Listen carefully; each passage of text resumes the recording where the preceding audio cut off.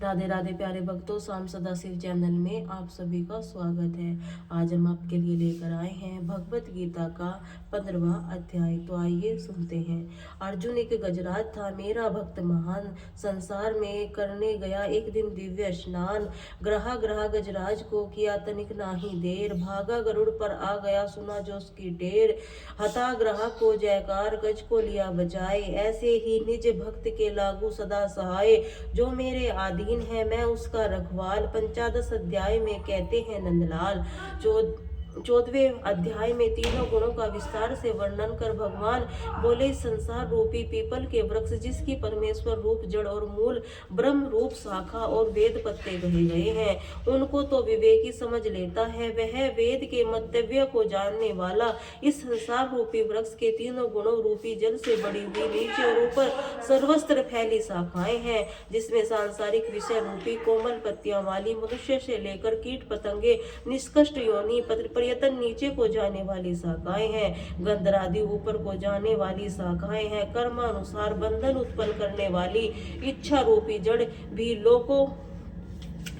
लोकों में सर्वव्याप्त है, किंतु संसार रूपी पीपल के वृक्ष का स्वरूप तो अनादि अंत रहित है, जिसकी निश्चित स्थिति भी नहीं है। वह साधारणतः समझ कर नहीं आता। इसे जड़े वासना आदि में इतनी दृढ़ हो गई है, जिसको वैराग्य रूपी अस्त्र से काटकर उस परम धाम को खोजना चाहिए, जहाँ जाकर फिर लौटना नहीं पड़ता, तथा जिसके इस पुरातन वृक्ष का विस्तार हुआ है। अवंत यह विचार निश्चित करे, ऐसा कहें कि उस अनादि पुरुष भगवान की शरण हूँ। मान और मोह रहित एवं संग आसक्ति द्वेष का विजय पाने वाले, आत्मज्ञान से रत और सब कामनाओं को त्यागी, सुख दुख आदि द्रव्यों से मुक्त विवेकी पुरुष शाश्वत परम पद को पाते हैं। जिस स्थान से सूर्य चंद्र अग्नि कोई भी प्रकाशित नहीं कर सकता, जहाँ से फिर वापस नहीं आया जाता, वही मेरा परम धाम है। उस शरीर में जो यह सनातन अंश जीवात्मा है, वही माया में स्थित हुई पांचों इंद्रियों और छठे मन को आकर्षित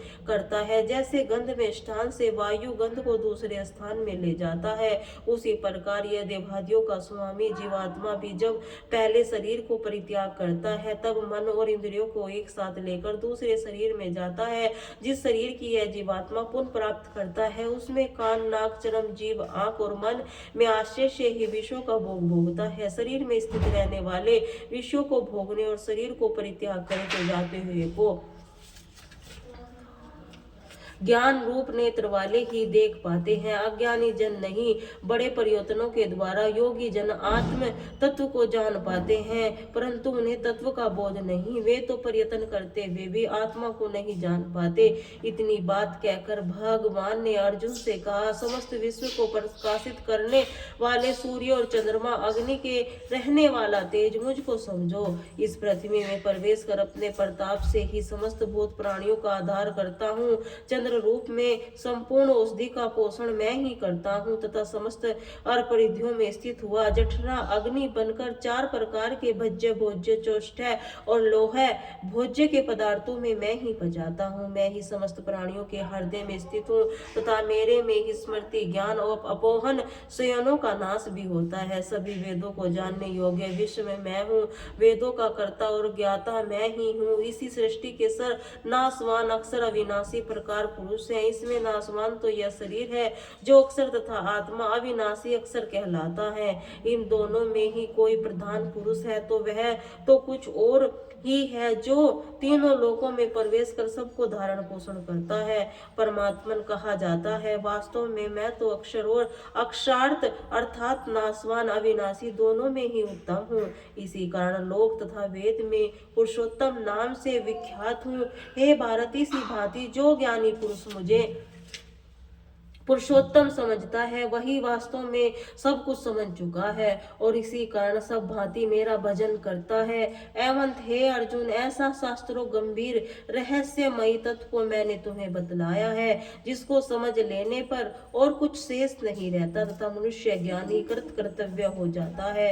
नारायण जी बोले, हे लक्ष्मी, उत्तर प्रदेश नरसिंह नाम का एक राजा राज्य करता था। उसे अपने सुभग नामक मंत्री पर बड़ा भरोसा था, किंतु उसके मंत्री ने मन में कपट था। एक दिन राजा सोया हुआ था, तब उस मंत्री ने अवसर पाकर नौकरों समेत राजा को मारकर स्वयं राज्य करने लगा। मरने के पश्चात राजा धर्मराज की आज्ञा से घोड़ा बना। घोड़ों का सौदागर उसे खरीद कर राजा के पास ले गया। जब घोड़े ने राजा को देखकर सिर फेरा तो राजा ने पंडितों को बुलाकर घोड़े का सिर फेरने का कारण पूछा। पंडितों ने उत्तर दिया, महाराज जी, घोड़े ने आपके आगे सर नहीं नवाया है। राजा उसके उत्तर से संतुष्ट न हुआ। कुछ दिन पश्चात राजा उसी घोड़े पर सवार होकर वन में शिकार खेलने के लिए गया। पशुओं का आखेट करते समय जब उसे तृष्णा लगी तो सामने एक अतीत की कुटिया देखकर घोड़े को पेड़ के साथ बांधकर वह झोपड़ी में गया। उसे समय अतीत अपने लड़के एक को गीता के 15वें अध्याय का पाठ पढ़ा रहा था। उसके एक वृक्ष के पत्ते पर गीता का श्लोक लिख कर दिया और वह खेलते रहो, इस श्लोक को भी याद करते रहो।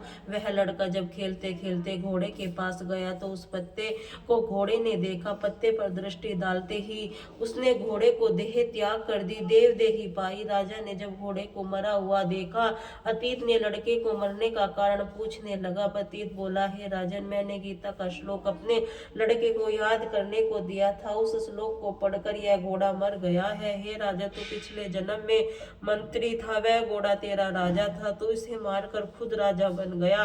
अब गीता के श्लोक पढ़कर इसकी मुक्ति हुई। राजा ने विस्मित होकर प्रतीत के दंडवत प्रणाम किया। घर आकर अपने पुत्र को राज्य देकर स्वयं वन में जाकर गीता के 15वें अध्याय का पाठ करने लगा और परम गति का अधिकारी हुआ। हे लक्ष्मी, यह तूने 15वें अध्याय का महात्म्य सुना है। बोलिए श्री राधे राधे।